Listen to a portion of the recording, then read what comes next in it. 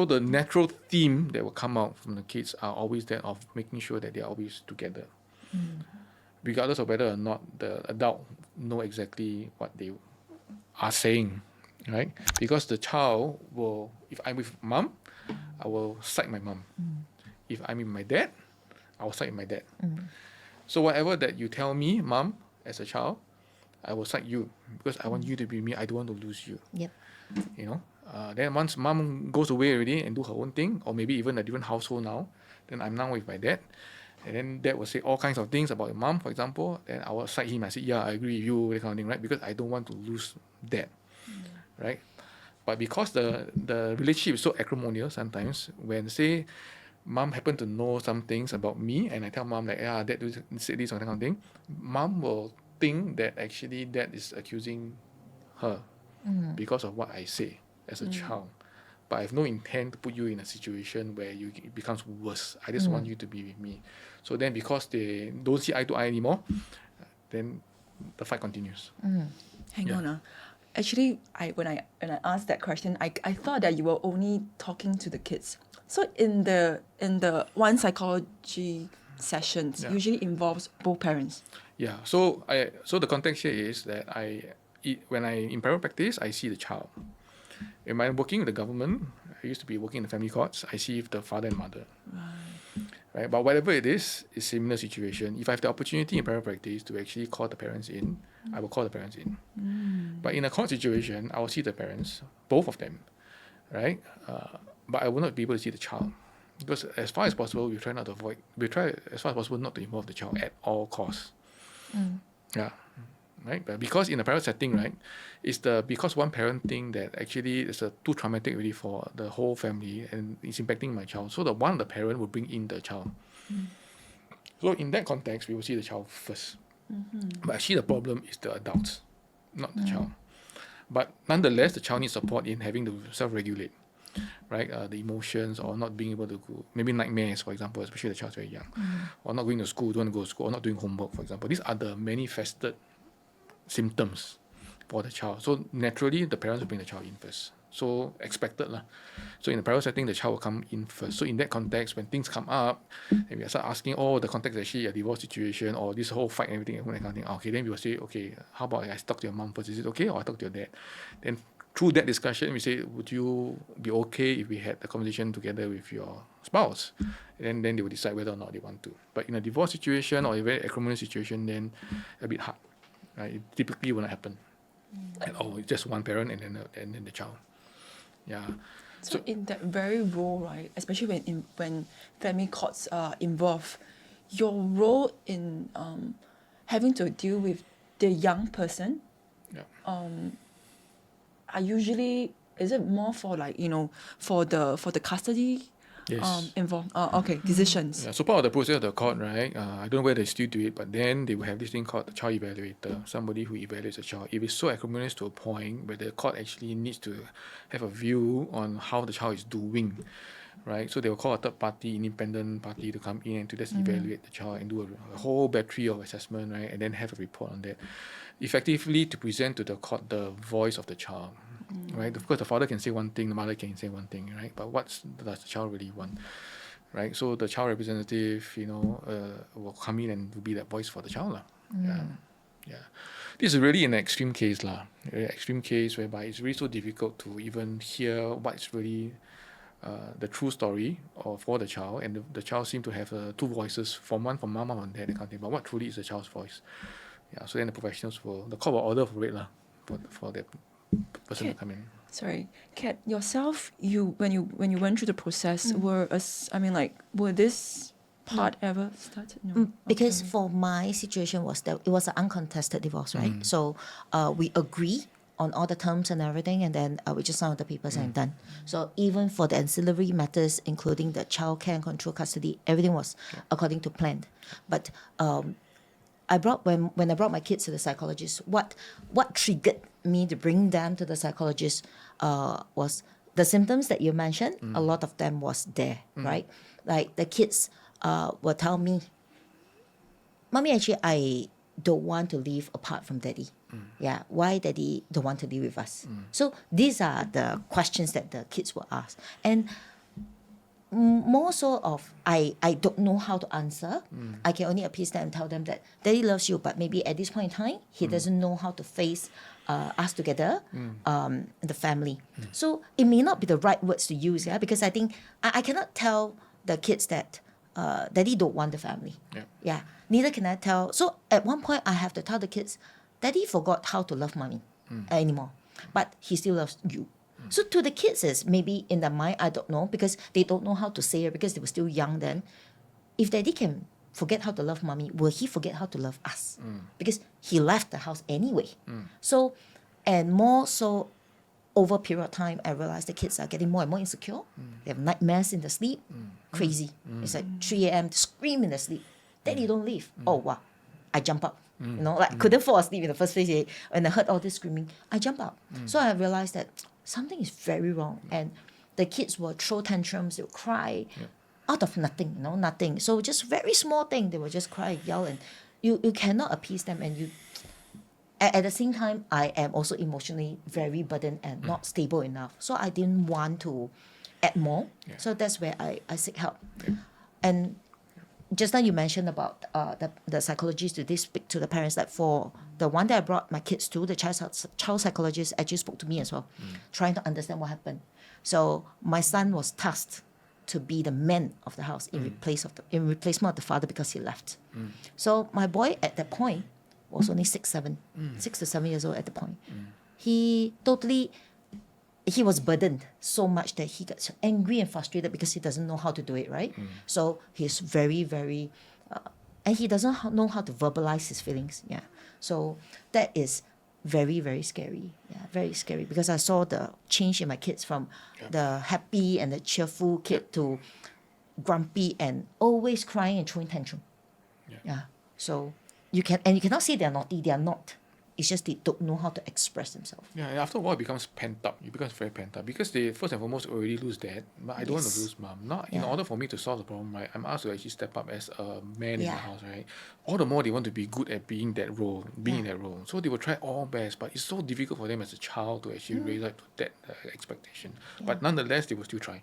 They try and try, but because of growing up issues, right, as a child and also social and everything else, right, they also have to struggle with those growing up issues. A lot to deal with.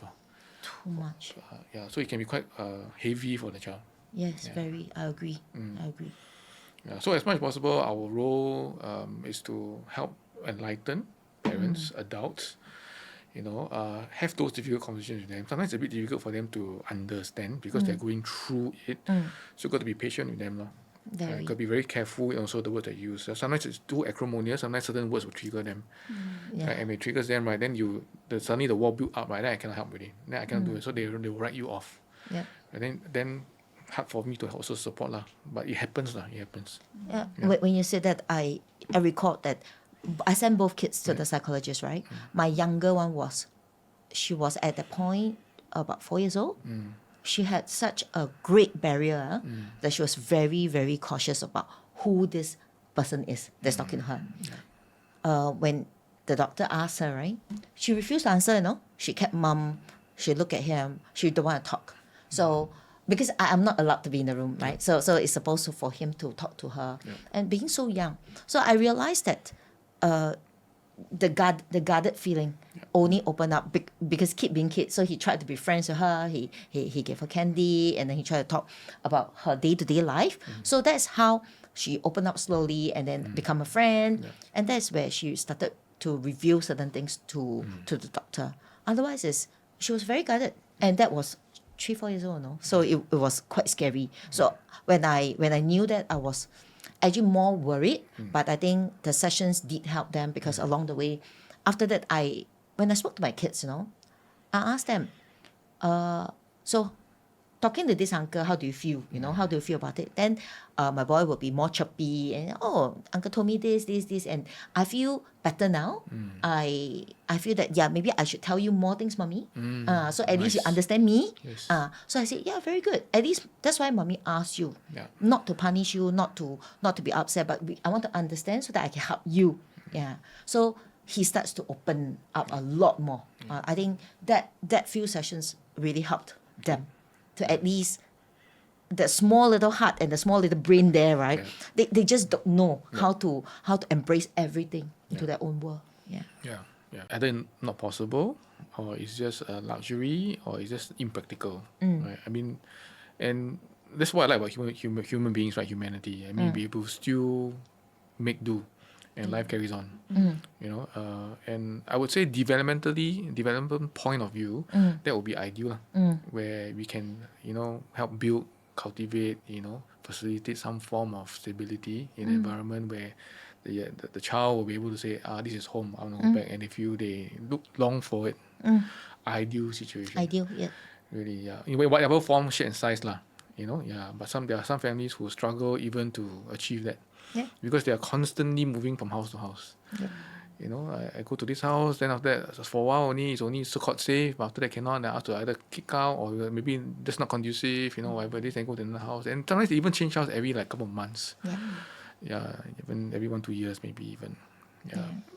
So just like recently, our one of our customer was also the same thing. So my client was telling me she had to live under this house where she so-called, it was like a loaner to her with a room only for herself and her grown-up teenage daughter.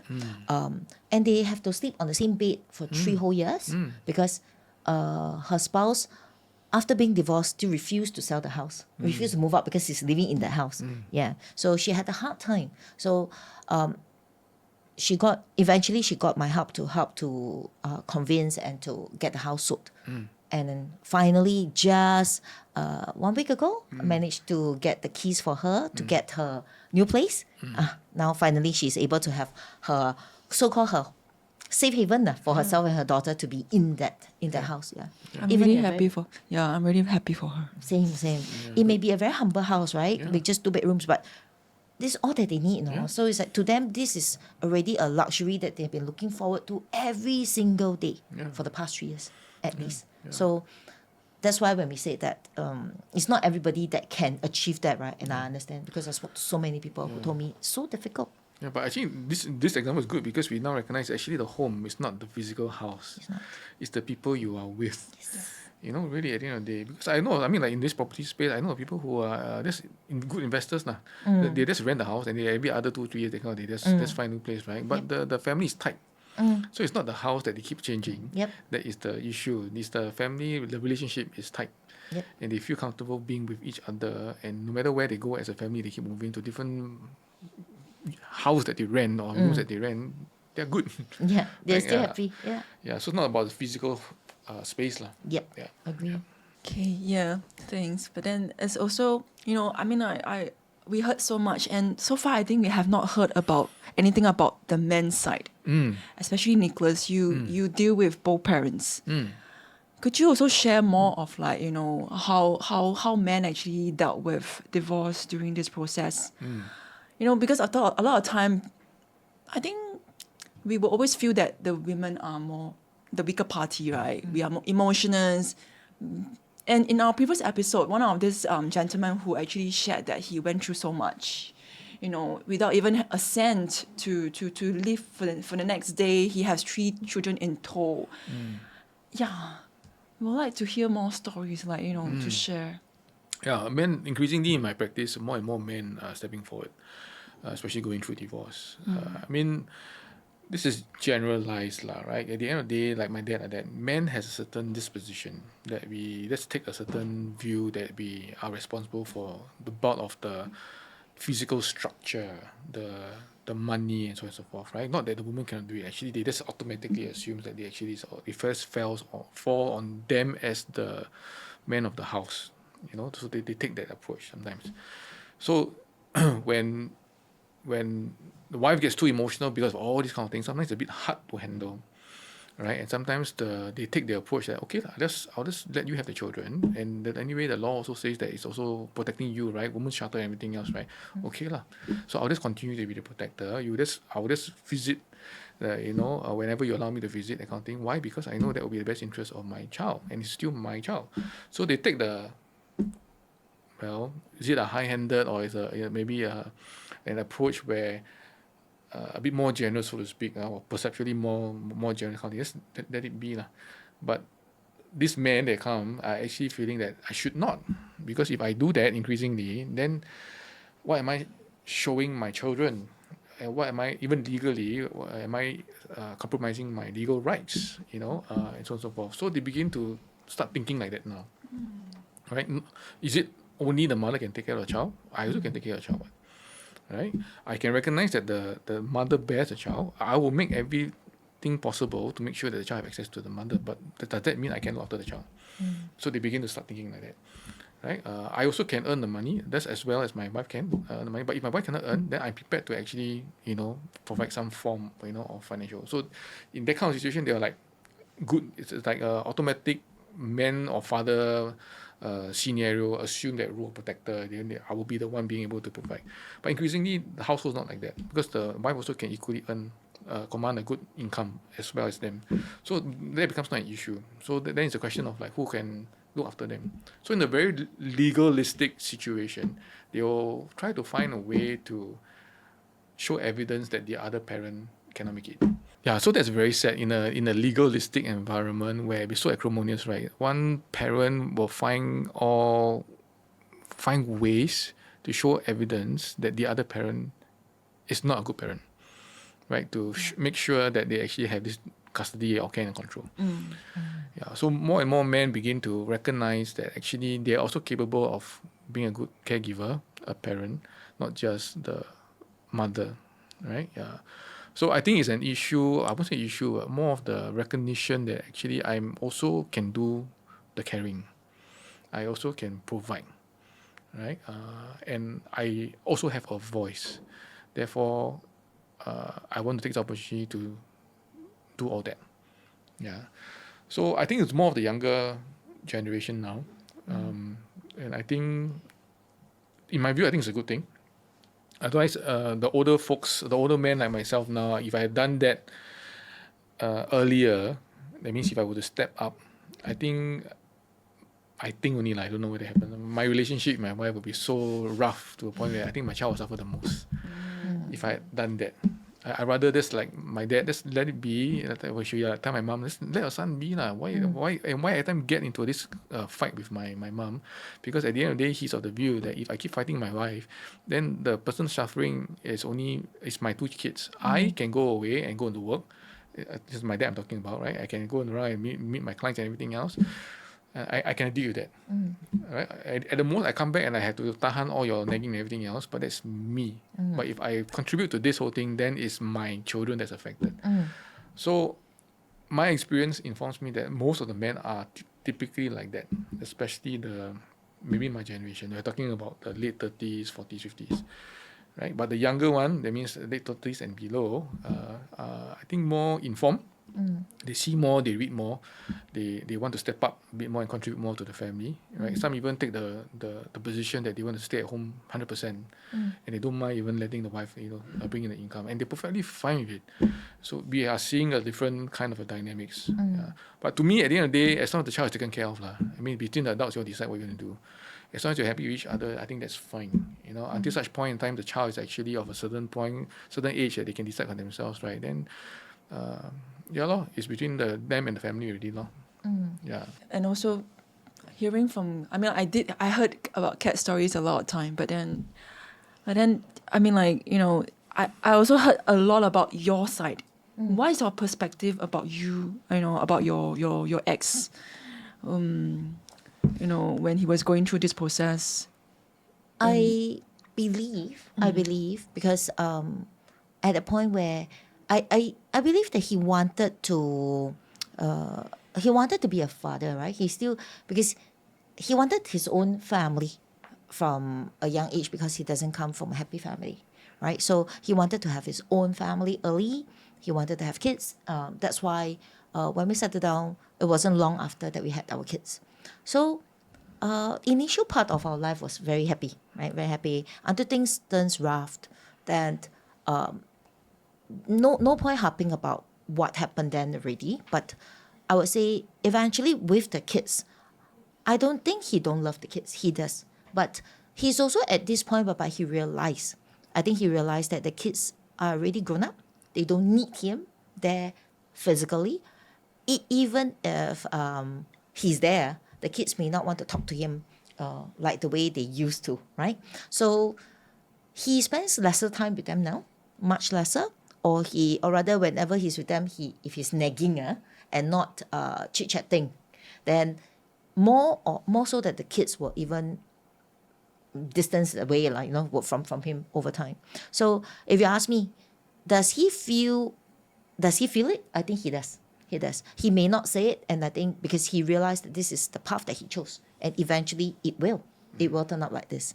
So whether the man wants to be a dad or he just wants to be a father that performs his duties is really their situation, right? So like I have a good friend of mine that after he went through his divorce, right? His kids was very young. His kids was 3 and 5 then. He was their care and control person until they reached primary school. So that means the toughest part of the year, his role was the same as mine, but in the reverse side is he's the dad, right? So he was the one who take care of them, change nappy, make milk, everything from the mundane stuff to bring the kids to school, etc., etc. So, and he's working. He has a full-time job. So are men capable of doing all this? I totally say that yes, they are capable, but it is a choice whether they want to do it or not.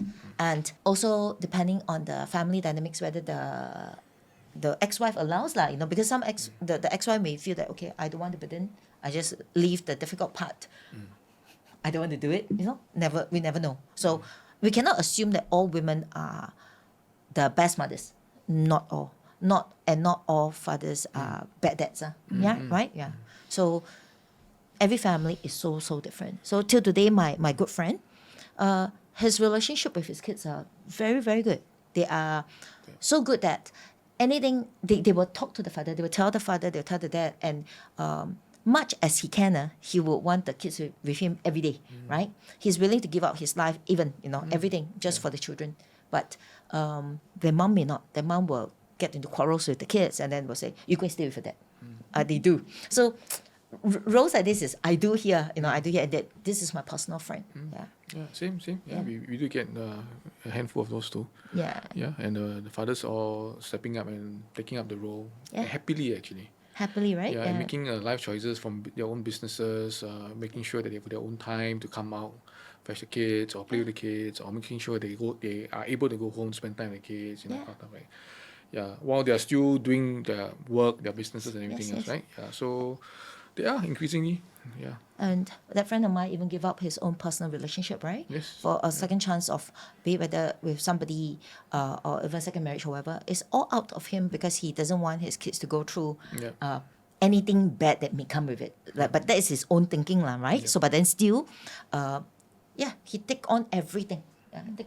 So just like what we hear on the side that mothers are the one who is doing all the sacrifices is not true. There will always be two sides. Just women maybe are more vocal.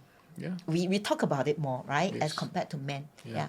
Men more ego to want to don't want to let people hear the side of them. Yeah. And I feel that's the issue, right? Some even a problem because we don't naturally talk about it.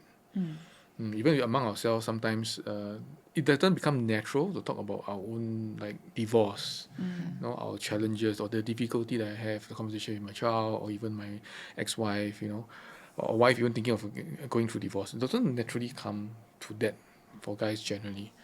Yeah, so we are trying to find platforms and opportunities for those who are going through similar life experiences, like those going through divorce or those who come out of divorce, to basically have a platform to talk each other out and then support each other to move on in life, right? If it was a very rough marriage, then what can you do to move forward?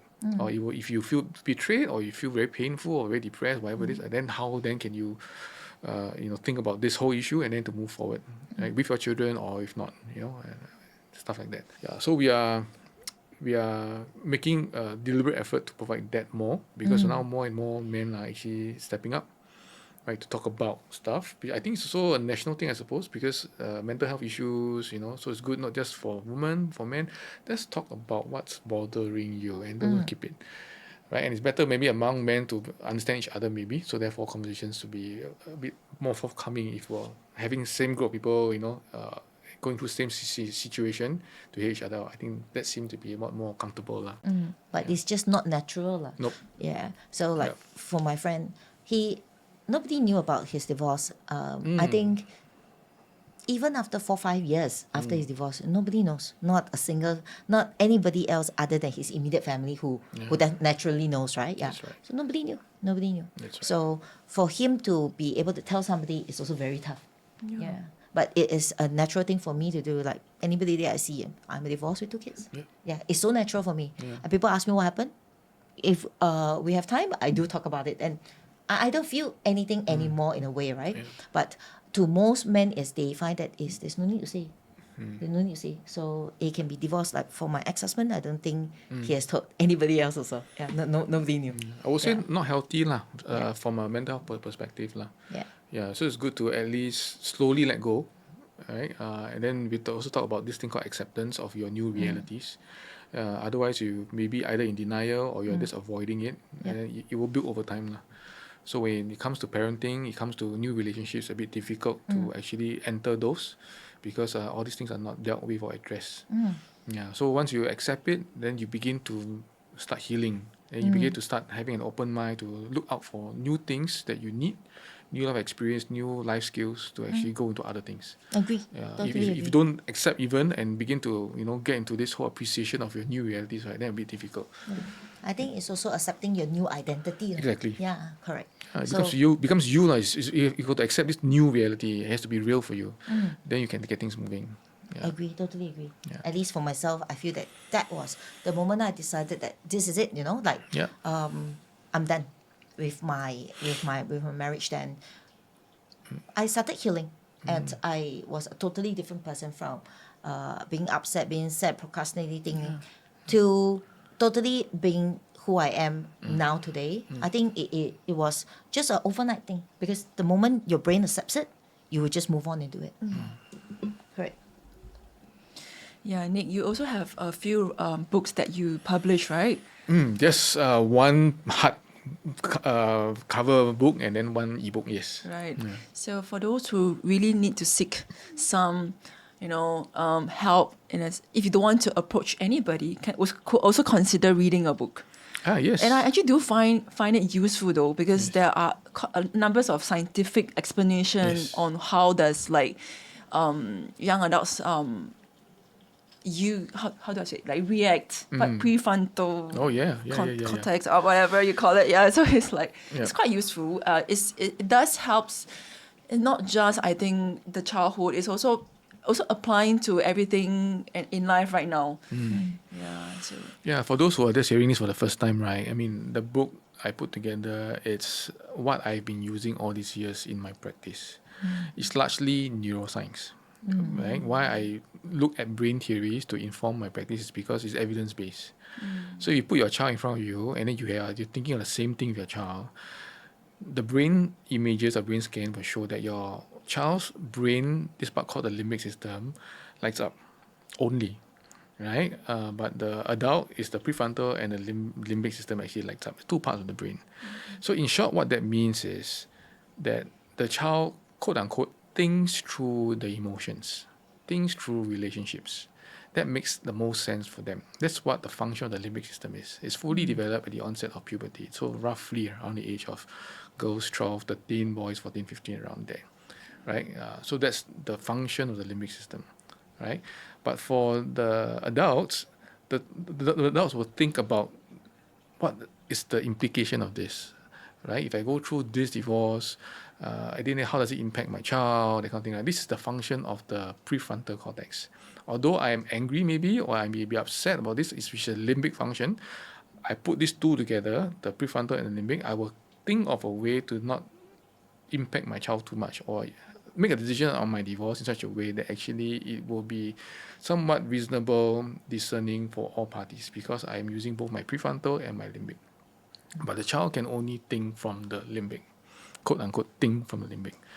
So that's why the book is largely showing us that no matter how hard you try as an adult, your child will never level up with you. Can't. Naturally, Mother Nature built us all like that.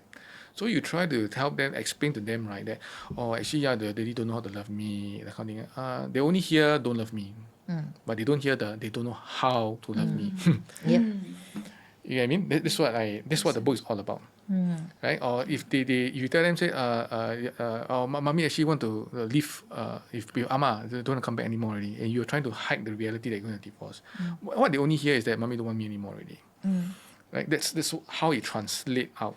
Depending on the situation, the conversation that's happened, the limbic will think about, oh, I'm going to lose mommy, or they don't love me anymore already, because that's what is important to them at that point in time. And that's what their brain is ready to think at that point in time. They will understand, they will remember what you say, oh, they don't know how to love me. The how to love me, don't know how to love me, they will remain there in memory. But the prefrontal haven't fully developed yet until the age of mid-20s or late 20s. Then they begin to start developing the prefrontal. Then at some point in time along the growing up, they will try to make sense of these two information. What does mommy mean? Or but my experience is this one. But I feel that daddy don't love me because I kind of like heard that daddy don't love me. But it's the how part I didn't connect. But now I'm older already, right? Now everything comes to the picture. Suddenly you realize, hey, actually the story a bit different, huh? And that's why I was telling you the story. I begin to want to step up, right? I want to engage my dad a bit more because 长大了嘛. So it's not about anybody else, it's about me. If I don't do it's on me. The onus is on me to actually find out the real story. So I went to ask. So all of us have reached that point where our prefrontal is really like the engine can work already. So we decide for ourselves, we make life decisions for ourselves as to whether or not we want to take certain actions. In my case, I did take the approach. Daringly, I suppose, or courageously, I suppose, right? Fearing my life will be at stake. I still ask my dad anyway. Right? So everybody will have to grow up at some point. Whether or not they take action is up to them. Some people regret, some people still fearful, some people take action now. And then Can I just say that it's actually the experience that they have also gone through in life enough to make them realize that there were some gaps that in their own understanding. But you see, but only when the prefrontal is ready, then it can happen. I see. So that's where it takes time. Yes. Yeah, it takes time. So the brain science informs us that there's actually a 10-year gap. Oh. Why is it 10 years? Like onset of puberty around 13, 14 years old. Fully developed limbic. Fully developed prefrontal is about 25 years old. Wow. So give and take, right? You're looking at a 10-year gap. So parents, every time when they hear and read the book or we go through my training, right, they be like, oh, Nick, you mean I got to suffer for 10 years? Then I said, take it as a window of opportunity because that's a reality, that's Mother Nature.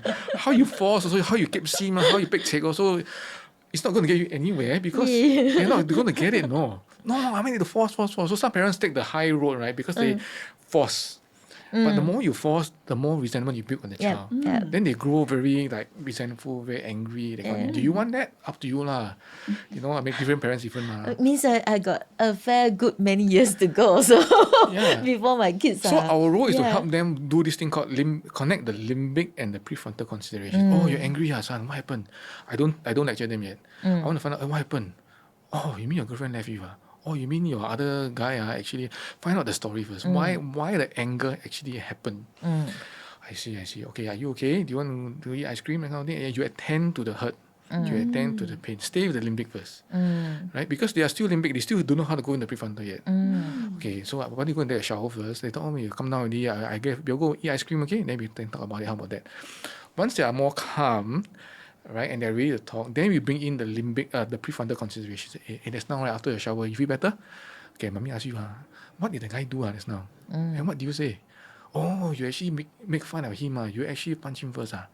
Oh my goodness. Is there any other way you can actually deal with this whole betrayal and relationship kind of thing? I mean, is punching the only way to actually deal with this anger? Then now the prefrontal questions you ask, now the child is at a good place.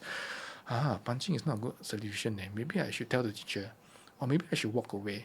This is all prefrontal considerations. But you cannot talk about all these prefrontal considerations when the child is angry.